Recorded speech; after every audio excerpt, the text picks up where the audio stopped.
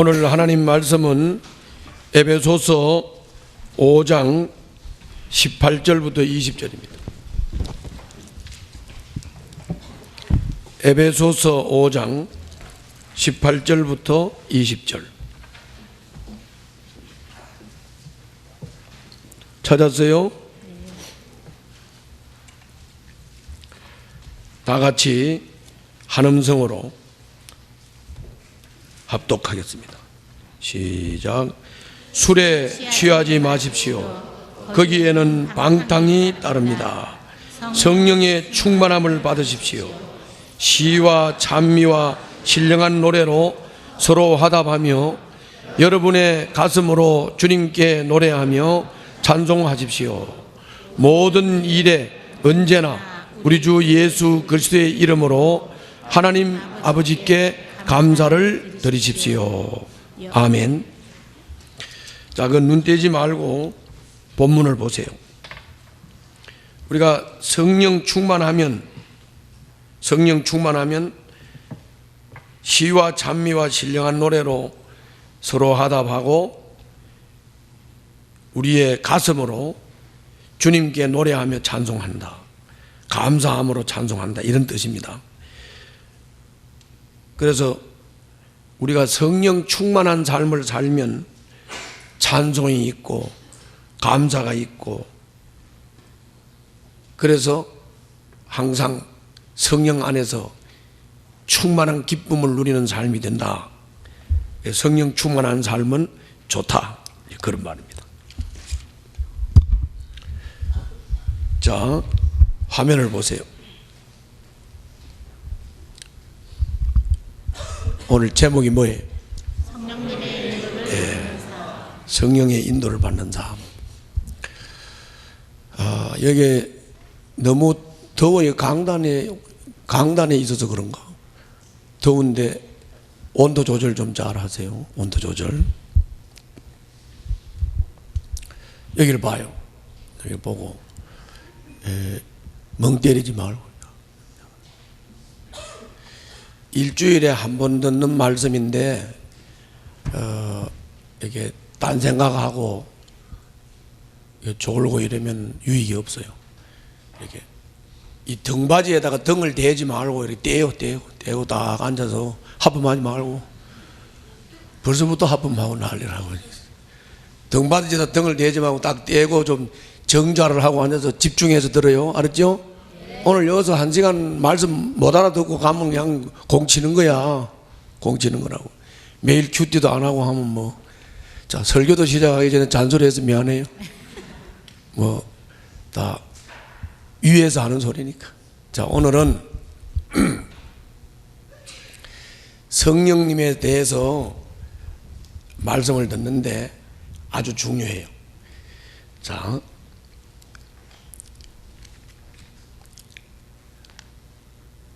옛 세상, 이전 세상이죠. 이전 세상이 이렇게 쭉 진행되어 가다가 요 지점에서 예수님이 오셨어요. 누가 오셨다고? 예수님이 오셨는데 이걸 초림이라 그래. 초림. 예수님이 오셨어요. 예수님이 오셨는데도 이 세상 계속 진행이 돼요. 이 이전 세상이 계속 진행이 돼요. 어디서 많이 본 것 같지요? 계속 진행이 돼요. 그리고 예수님이 오셔서 오는 세상도 계속 진행이 돼요. 오는 세상 계속 진행돼요. 따라해봐요. 이전 세상, 오는 세상. 그런데 이 이전 세상이 계속 진행돼 가다가 어느 지점에서 예수님이 재림을 해요. 예수님이 재림을 해. 재림하는 요 지점이 종말 지점이고, 예수님이 재림하면 이전 세상은 끝이 나요. 이전 세상은 끝이 나고 이 오는 세상이 영원 무궁토록 진행이 되는 거예요. 그래서 요 초림부터 요 재림 때까지 요 기간에 여러분들과 내가 살고 있는 거예요. 여러분들과 내가 지금 어디 살고 있다고? 초림과 재림 사이에 살고 있다고. 초림과 재림 사이. 초림과 재림 사이에 살고 있는데 우리가 요 시대를 뭐라 그러냐? 성령 시대. 뭐라고 그래? 성령 시대 또는 교회 시대라 그래요. 뭐라 그래요? 교회 시대. 따라 해봐요. 성령 시대, 교회 시대. 그렇게 말해요. 그래서 이거를 두 말을 이렇게 조합을 딱 해놓고 보면 지금 여러분들과 나는 예수님을 믿고 거듭났다면 여러분들과 나는 뭐지요? 교회. 자, 다시. 귀신이 상당히 둔해요. 이렇게 이런 것도 못 알아듣고 하면 잡아가도 되는데, 자, 봐요. 자, 여러분들과 나는 예수를 믿고 거듭났어요. 거듭났다면 여러분들과 나는 뭐지요? 교회라고. 교회. 예수를 영접한 개인도 교회고 예수 영접한 사람들이 모이는 공동체도 교회요. 여러분들과 나는 교회라고요. 그러니까 교회 시대라고 그러지. 근데 이 시대를 성령 시대라고도 하니까 요거를 조합해서 말하면 뭐 말이냐면, 교회는, 예수 믿는 사람은 교회는 성령 시대를 사니까 따라해봐요. 성령님의 인도를 따라 다스림을 받고 친밀하게 성령님과 관계를 하면 좋을 것 같아요? 나쁠 것 같아요? 좋을 것 같지. 상식이지 그게요. 왜? 우리가 성령 시대를 사니까. 예수님 당시에는 예수님이 보혜사였어요. 성령 시대인 이 교회 시대는, 예수 믿는 교회는 보혜사가 성령님이에요. 그래서 성령님의 인도와 성령님의 다스림을 잘 받고 성령님과 친하게 지내고 친하게 관계를 하고 사는 게 중요하다, 그런 말이에요. 알았죠? 그래서 오늘은 지금 중요한 설교다, 안 중요하다? 중요하다. 멍 때리면 된다, 안 된다? 안 된다. 정신 바짝 차리고 들어라, 그런 말이죠. 알았죠? 자, 우리가 신학교에 가면 신학교에서 성령론을 배울 때, 성령론을 배우는데 한 학기를 배워요. 뭐라고? 한 학기면 60분씩 두 타임을, 한 번 강의할 때 60분씩 두 타임을 하면 16시간을 해야 돼. 그러니까 두 타임씩 16시간이면 총 몇 시간이죠? 엄청난 시간이에요. 엄청난 시간을 공부하는 거라고, 한 학기.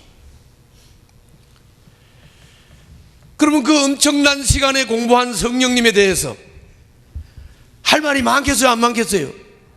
많지. 다 전달할 수 있을까요, 없을까요? 다 전달할 수가 없어요. 그래서 이거는 빠지면 안 될 거, 핵심만 전달하려고 그래. 핵심만. 뭐라고? 핵심조차도 깜빡 졸았다. 다 놓쳐버리는 거예요. 그러니까 잘 들어야 돼요. 우리는 지금 무슨 시대를 살고 있다? 성령 시대를 살고 있다. 거꾸로 말하고 있어. 그래서 성령님에 대해서 공부를 하기 때문에 잘 들어야 된다, 그런 말. 자, 그럼 이제 성령님에 대해서 지금 말씀을 하겠습니다. 성령님은 어떤 분이냐? 성령님은 첫째로 하나님이세요. 하나님. 뭐라고? 하나님. 성령님은 하나님이에요. 성령님은 하나님이시다.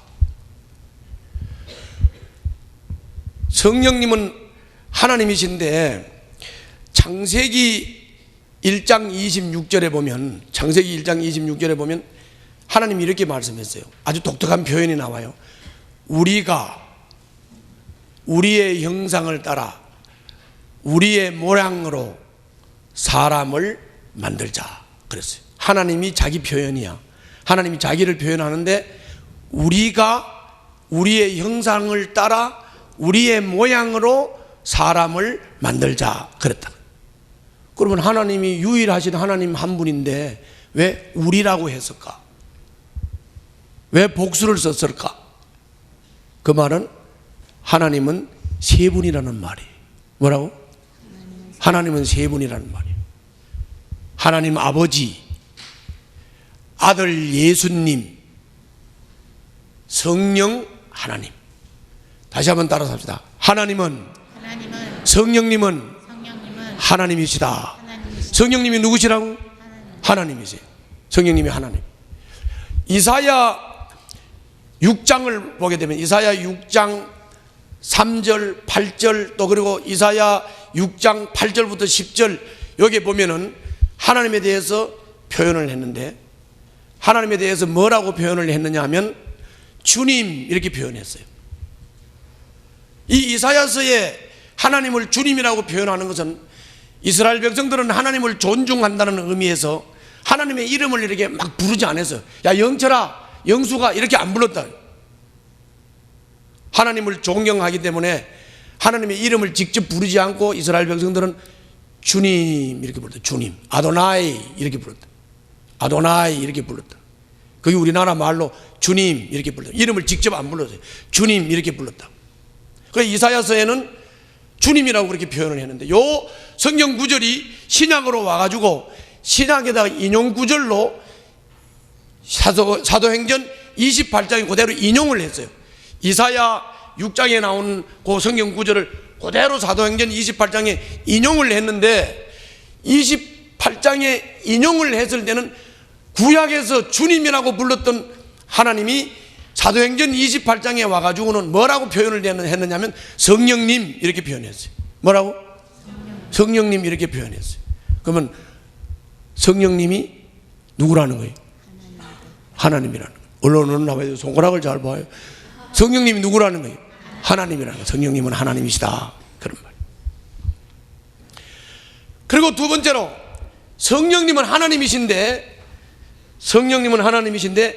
두 번째로는 인격체시다. 뭐라고? 인격체이시다. 인격체다. 인격이라는 게 뭐예요? 여러분들 성경을 읽다 보면은 고린도전서 12장 11절에서는 성령님에 대해서 이렇게 말씀했어요. 성령님이 원하시는 대로 각자에게 은사를 나눠주셨다 그랬어요. 그러면 성령님이 원하시는 대로, 이 말은 성령님이 의지가 있다는 말이 없다는 말이에요? 있다는 말이죠. 성령님이 의지가 있다는 말이에요. 또 로마서 8장 27절에서는 또 이렇게 표현해 놨어요. 성령의 생각이 어떠한지를 압니다, 이렇게 표현되어 있어요. 그러면 성령님이 뭐도 있다는 거예요? 생각도 있다는 거지. 원하는 의지도 있고 생각도 있다. 이건 안다는 얘기죠. 안다는 얘기죠. 그리고 에베소서 4장 30절에서는 성령님이 근심하게 하지 말라 그랬어요. 그러면 성령님이 뭐도 있는 거예요? 감정도 있는 거지. 자, 따라해봐요. 성령님은 감정도 있고 원하시는 의지도 있고 생각도 있으시고, 그러니까 인격이 맞아요, 안 맞아요? 인격이에요. 성령님은 인격이시다. 그래서 종합해서 말하면 따라서 한번 해봅시다. 따라서 합시다. 성령님은 인격이신 하나님이시다. 성령님은 하나님이시고 성령님은 인격이시다, 그런 말이에요. 이건 매우 중요한 거예요. 매우 중요한 거예요. 성령님이 인격이기 때문에 우리는 인격이신 성령님하고 친하게 관계를 해야 돼요. 뭐라고? 친하게. 성령님, 인격이신 성령님 하나님하고 따라해봐요. 친하게 친밀하게 관계를 해야 된다. 예. 친밀하게 친하게 관계를 하면 할수록 좋아요. 왜? 그분이 인격이시기 때문에 그래요. 인격이기 때문에. 성령님이 인격이라고 하는 것을 잊어버리고, 또 성령님이 하나님이라고 하는 사실을 오해하고 성령님이 인격이라고 하는 사실을 오해를 하게 되니까 그 오해 속에서 어떤 일이 일어나느냐, 이제 여러 가지 문제가 일어나는 거죠. 여러 가지 문제가 일어나는 거죠. 성령님을 인격이신 하나님으로 받아들이지를 못하니까 성령님을 내가 뭐 받는 능력 정도로 이해를 하는 거예요. 성령님을 뭘로 이해해요? 내가 받는 능력으로 이해를 한다니까. 성령님을 아주 잘못된 생각이에요. 지금 대부분 그렇게 생각하고 있을 거예요. 성령님을 하나님께로부터 받는 무슨 능력이라고 이해를 한다고. 능력이라고. 그게 아니고 하나님이에요. 뭐라고요? 하나님이라고. 그리고 인격이시라고. 인격이기 때문에 대화가 가능하고, 인격이기 때문에 관계가 가능하고, 인격이기 때문에 그분의 다스림과 그분의 인도를 받는 게 당연한 거예요. 당연한 거예요. 성령님이 인격이라는 거죠. 그냥 내가 받는 능력 정도가 아니라는 말이죠. 그런데 왜 성도들이 자꾸 성령님을 하나님께 받는 능력 정도로 이해를 하는가? 내 병이나 고쳐주고 내 문제나 해결해주는, 그리고 내한테 뭐 좀 힘을 보태주는 뭐 능력 정도로 왜 성령님을 이해하는가? 이게 번역상에 여러 가지 문제가 있습니다. 여러분 찬송가 183장 한번 펴봐요. 찬송가 183장. 찬송가도 그렇게 해놨어요. 폈어요? 네. 폈으면 저를 봐요. 자, 폈으면 저를 봐요. 우리가 통상 말할 때, 우리가 통상 믿는 우리가 통상 말을 할 때 하나님, 예수님 이렇게 말하고 성령님을 말할 때는 성령 그러죠. 그래야 안 그래요? 하나님, 예수님 했으면 그 다음에 성령님 그래야 맞죠? 근데 성령 이런다고. 찬송가도 보세요. 찬송가도 그 183장 보세요. 하나님이신데 그 찬송가 가사를 잘 보면 1절 두 번째 줄 보세요. 주님이 약속한 성령. 그 다음에 후렴 보세요. 가물어 메마른 땅에 단비를 내리시듯 성령의 단비를 부어. 그렇게 되어 있죠. 그러니까 성령님을 인격으로 번역이 된 게 아니라 그냥 하나의 어떤 물건처럼, 그냥 내한테 능력으로 주어지는 것처럼 성령님을 그렇게 오해를 하는 거예요. 하나님 아버지를 하나님이라고 한다면, 아들 예수님을 예수님이라고 한다면 성령님도 하나님이시니까 성령님이라고 해야 되는 거네요. 성령님이라고 해야 되는 거라고. 성령의 능력 해서는 안 되고 성령님의 능력. 아멘? 그렇게 말해야 되는 거다 그런 거죠. 그러니까 인격이신 하나님이라고 성령님을 인정하지 못하니까 성령님하고 친해질 수가 없죠. 성령님하고 친해지지를 않으니까 성령님을 느끼고 성령님을 감각하는 게 안 되는 거죠. 그래서 안 되는 거죠. 그 베니 힌이라고 하는 그 미국의 성령 운동의 대가이신 베니 힌이라는 목사님이 있어요. 내가 그 석사과정, 박사과정 공부할 때 이제 그분이 우리를 가르쳤는데, 그분이 이제 쓴 책에 보면 Good Morning Holy Spirit 이런 책이 있어요. 그 책이 조그만한 소책자인데, 거기 보면 그 베니 힌 목사님은 아침에 딱 일어나면 안녕하세요 성령님 이렇게 인사한다. 예수님은 믿고 거듭난 사람은 내 안에 누가 계세요? 성령님이 계시죠. 그걸 인격으로 성령님을 인정을 하니까 인격이신 성령님에게 내가 아침에 일어나서 성령님 안녕하세요 이렇게 인사하는 거예요. 굿모닝 홀리 스피릿. 발음 괜찮지? 별로지. 인사하는 인사. 안녕하세요 성령님 이렇게 인사한다.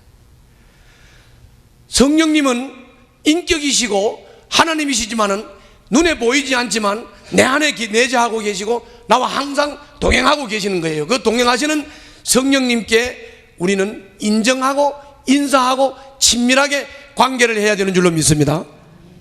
관계를 해야 된다는 거죠. 만약에 그렇지를 못하면 어떻게 돼요?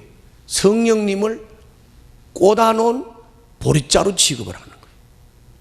성령님이 내 안에 계신 것도 인정하지 않고 성령님이 나와 동행하는 것도 인정하지 안 하고, 성령님이 인정하지 안 하고, 성령님께 대화도 안 하고, 성령님께 물어보지도 안 하고, 성령님이 하시는 인도하심에 귀도 안 기울이고, 그러면 성령님이 꽂아놓은 보릿자루처럼 취급을 하니까 성령님이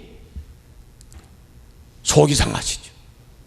성령님이 아무것도 안 하시죠. 속이 상해가지고 이놈이 나를 무시하는 거예요. 이놈이 그렇겠어요, 안 그렇겠어요?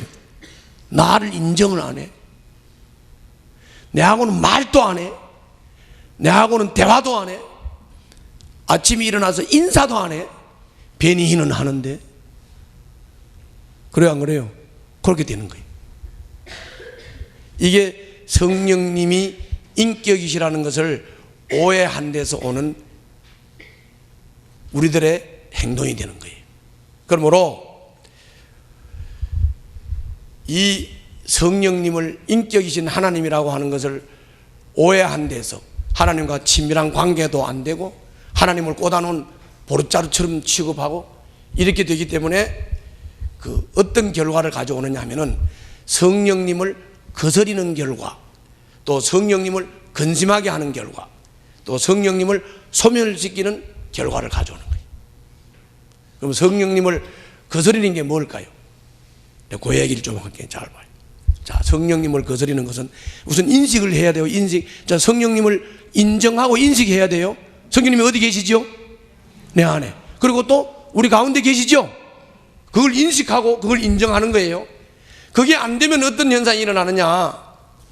거스리는 현상이 일어난다고요. 어떻게 거스리는지 예를 한번 들어볼게요. 자, 여러분들이 성질이 나요. 뭐라고? 성질이 나요. 성질이 나면 성령님을 인정하고 성령님의 인도와 다스림을 받는 사람은 어떻게 반응하고, 성령님을 인정하지 않고 성령님의 다스림을 받지 않는 사람은 어떻게 반응하고, 인정하는 사람은 어떻게 반응할까요? 성질 날 때. 멍 때리지 말고 말해.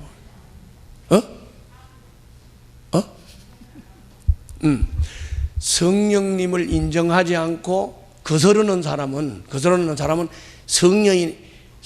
성질이 막 나면, 성질이 나면 두 가지 현상이 나타나겠지. 하나는 성질을 확 내버리든지, 하나는 억지로 성질을 참으려고 낑낑거리다가 화병이 나겠지. 맞아요, 안 맞아요? 그거는 성령을 거스르는 거야. 성령이 내 안에 계시고 성령이 나와 함께 하시는 것을 인정하고 그분을 꽂아놓은 보릿자루로 인정하지 않고 그분이 나와 함께 동행한다는 인식을 하고 인정을 하는 사람은 어떻게 할까요? 성질이 막 날 때, 성령님, 내가 화딱지가 많이 나요. 내가 화가 많이 나요. 성령님, 저를 좀 다스려 주세요. 제 마음을 좀 다스려 주시고 이끌어 주세요.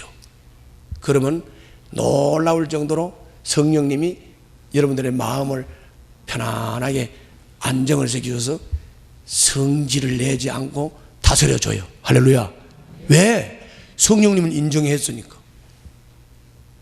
성령님께 부탁하고 말씀했으니까 성령님이 다스려 주시는 줄로 믿습니다.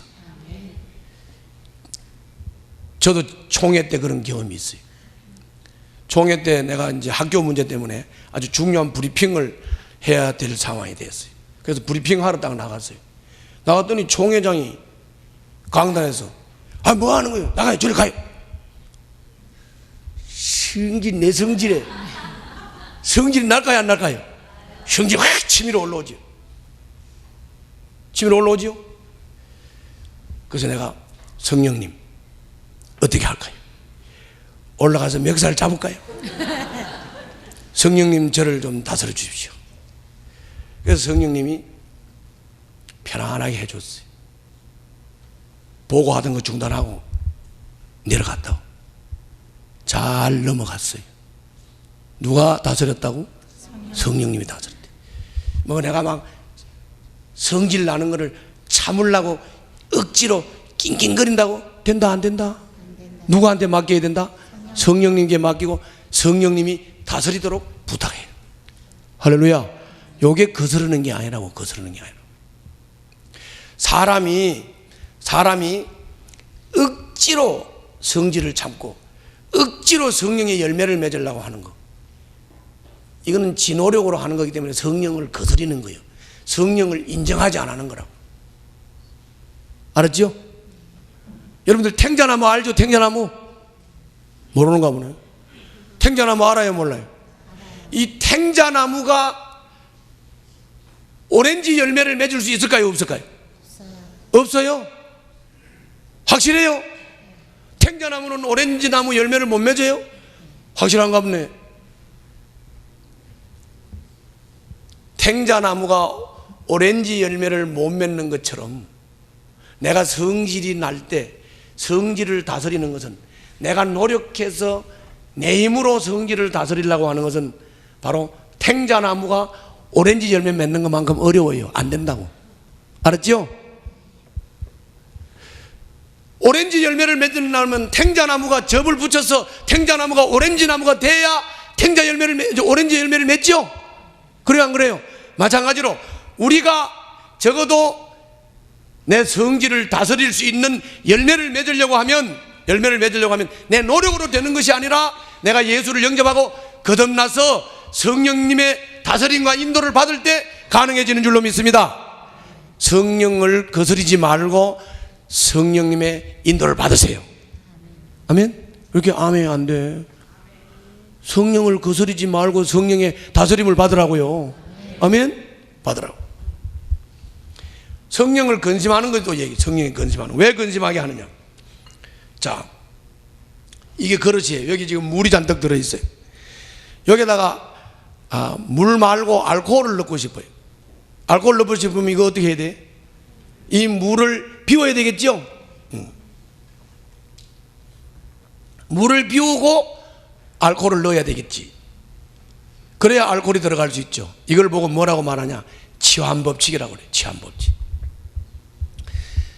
물이 비워져야 알코올이 들어갈 수 있어요. 알코올이 비워져야 물이 들어갈 수 있는 거예요. 마찬가지요. 고린도서에 보면 여러분들과 나, 즉 사람을 보고 질그릇이라고 그랬어요. 질그릇. 뭐라고? 질그릇. 여러분과 나는 질그릇이요. 이 질그릇 안에 탐욕, 욕심, 질투, 욕망, 걱정, 분노, 이런 것들로 이 질그릇 안에 꽉 채워놓으면, 이런 것으로 꽉 차 있는 질그릇에 성령님이 계실 자리가 있어요, 없어요? 없지요. 성령이 계실 자리가 없잖아요. 성령님이 계시더라도 그 경노나 분쟁이나 경쟁심이나 욕망이나 욕심으로 꽉 차 있는 내 심령 속에 성령님이 저 구석에 가가지고 꽂아놓은 보릿자루처럼 취급을 받으면 되겠어요? 그래, 안 그래요? 그렇기 때문에 여러분들이 성령님을 근심하지 않게 하려면 여러분들 안에 있는 더러운 악하고 추한 것들, 더러운 것들, 이거를 다 깨끗이 회개하고 비워내고 여러분들 안에 성령님으로 충만하게 할 때 성령님이 근심하지 않고 여러분들을 인도하시고 이끌어 주시는 줄로 믿습니다. 아멘. 그 다음에 또 소멸시키는 거, 성령님을 소멸시키는 거. 성령님을 소멸시키는 것은 뭐냐면은 순종을 안 하고 불순종을 하면 성령이 소멸되는 거예요. 불순종하면. 다시 말하면 말씀을 통해서 성령님이 하라고 하면 하고 하지 말라고 하면 안 하면 성령의 충만함과 성령의 인도와 성령의 다스림을 받을 수가 있어요. 그런데 성령님이 감동을 주셨는데도, 말씀을 듣고 깨달았는데도 그걸 그냥 귀찮아서 게을러서 무시해버리는 거예요. 그 다음에 또 성령이 감동을 주시는데도 무시해버리는 거예요. 예를 들면 설교를 듣고 감동을 받아가지고 헌신을 하고 싶어. 그래서 이제 마음을 먹었어요. 오늘 내가 헌신해야 되겠다. 그래가지고 헌신하려고 막 나오려고 그러는데 딱 마음에 창피스럽게 남 앞에 나가. 그래 주저앉았어요. 요거는 성령의 감동을 무시한 거예요. 그러니까 성령님이 인도를 못 하시는 거예요. 이끌지를 못하는 거예요. 그게 소멸하는 거예요. 자, 따라서 한번 해봅시다. 성령님을 거스르고 근심하게 하고 소멸시키고. 그게 왜 그러냐면 성령님을 내가 받는 능력 정도로 오해를 하기 때문에 그래요.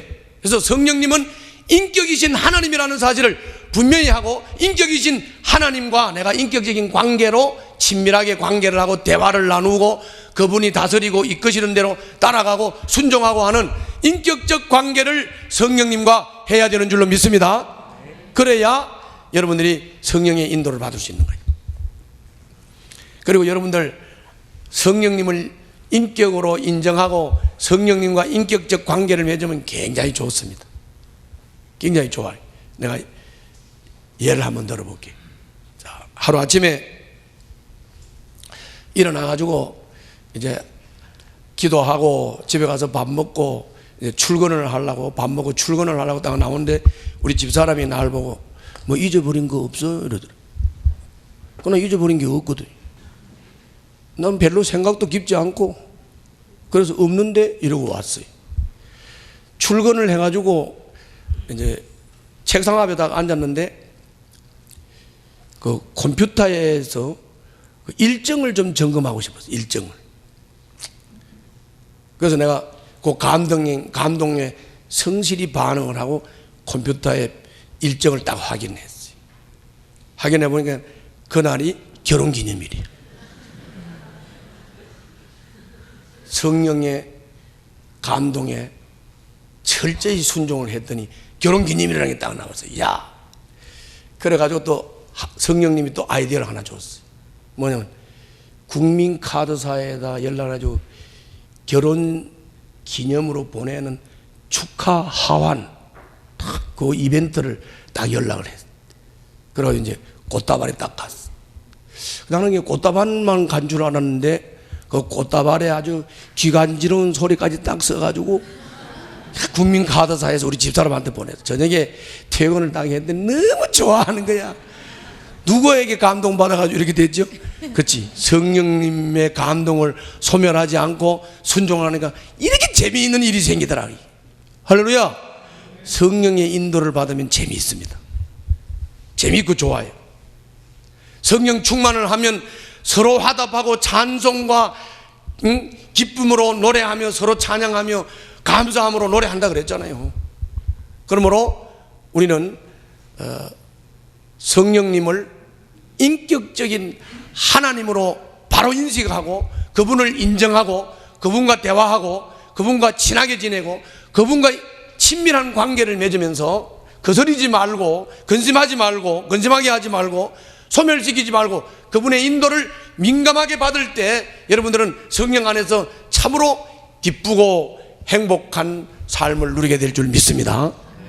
그리고 또 한 가지 성령님에 대해서 오해하지 말아야 할 게 하나 있어요. 그게 뭐냐면 성령님의 은사입니다. 성령님의 은사. 그럼 성령님의 은사는 뭐냐?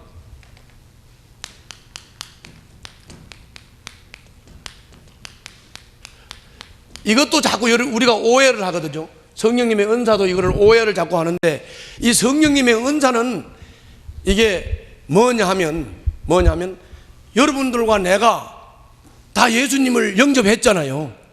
그러면 영접한 사람 안에는 누가 계신다고? 성령님이 계신 거예요. 성령님이 내 안에 계신 사람이 교회 공동체를 위해서 하나님의 뜻을 따라서 사역을 하고 일을 할 때, 자, 따라서 한번 해봅시다. 하나님의 뜻을 행하는 자에게 공동체를 위해서 일을 할 때, 내가 지금 공동체를 위해서 일을 하고 하나님의 뜻을 행하고 있기 때문에 일하는 나를 통해서 내 안에 계신 성령님이 일하시는 거, 그게 성령의 은사예요. 그게 성령님의 은사라고. 이 말은 다른 말로 말하면 공동체를 위해서 일하지 않고 하나님의 일을 하지 않으면 내 안에 계신 성령님이 나타나요? 안 나타나요? 안 나타나지요. 아시겠죠? 성령의 은사는 바로 그런 거예요. 그런데 이 성령의 은사도 우리가 어떻게 오해를 하느냐? 이렇게 오해하는 거예요. 아까 성령님을 인격 인격적인 하나님으로 받아들이지를 못하고 성령님을 내가 받는 능력 정도로 이해하는 것처럼 은사도 마찬가지로 내가 소유하는 거라고 생각하는 거예요. 그래서 병을 고치는 것도 내 능력으로 병 고치는 걸로 생각하고 기적을 행하는 것도 내 능력으로 기적을 행한다고 생각을 하는 거예요. 아니에요. 성령님을 우리가 소유할 수 있어요? 있어요, 없어요? 성령님을 우리가 소유할 수 있는 게 아니에요. 성령님은 인격이신 하나님이시기 때문에 우리가 성령님께 소유를 당하는 거죠. 아멘. 성령님께 소유를 당한 우리가 내 안에 계신 성령님을 의지해서 그분의 감동을 따라 하나님의 일을 하고 그분의 감동을 따라 주님의 뜻을 행하면서 공동체 유익을 위해서 일을 할 때 내가 하는 일이 주님의 일이고 내가 하는 일이 공동체 유익을 위해서 하는 일이기 때문에 내가 하는 일을 성령님께서 나타나셔서 행하시는 거예요. 그게 은사예요. 그게 은사예요. 그래서 은사를 오해하지 말아야 된다는 거죠. 또 한 가지는 은사에 대해서 자꾸 하나님께 받는 능력이라고 생각을 하니까 나에게는 은사가 없다 이렇게 생각하는 사람이 있어요.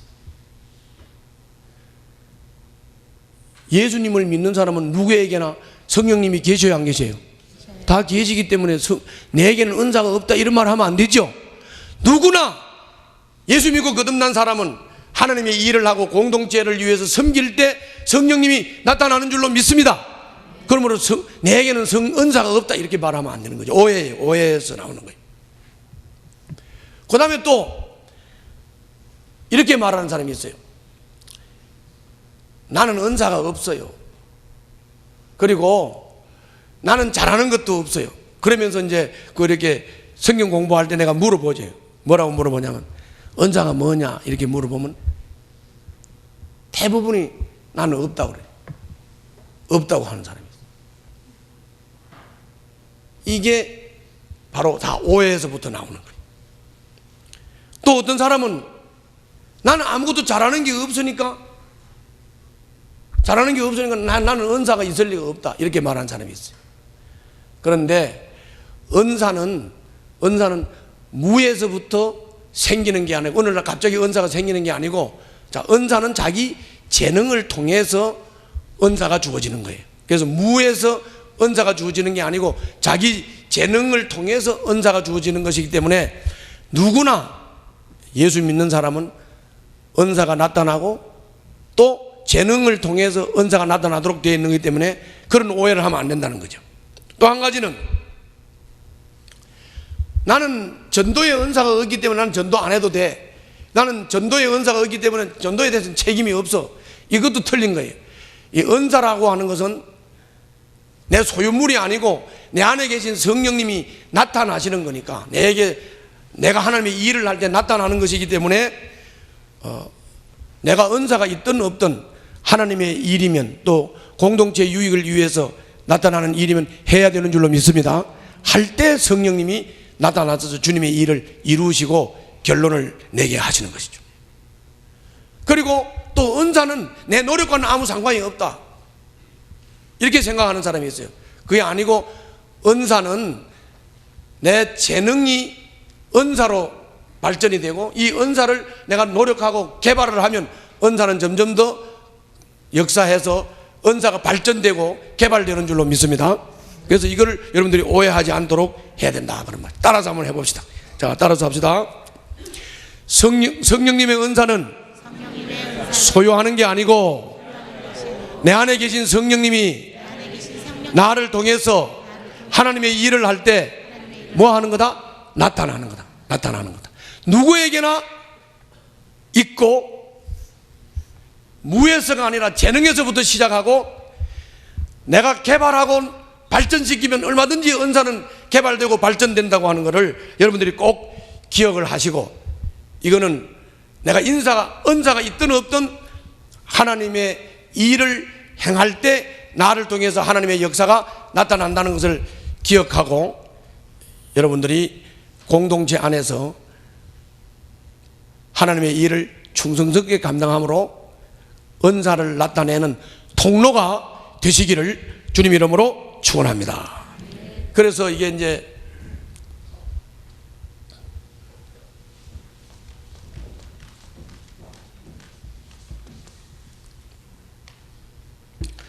공동체를 그림으로 좀 그리면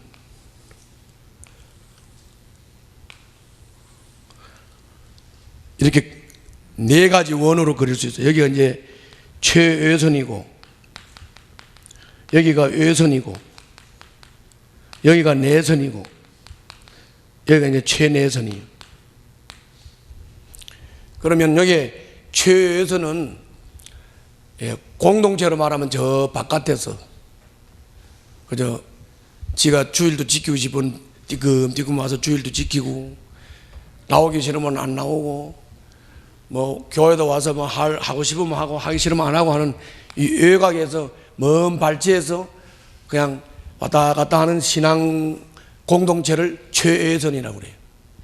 외선은 주일 정도는 이렇게 꼬박 지켜요. 주일 정도는 지키는데 뭐 교회 공동체를 위해서 뭐 사역을 한다든지 이런 건 전혀 안 하고 그냥 교회만 왔다 갔다 하는 사람이 외선.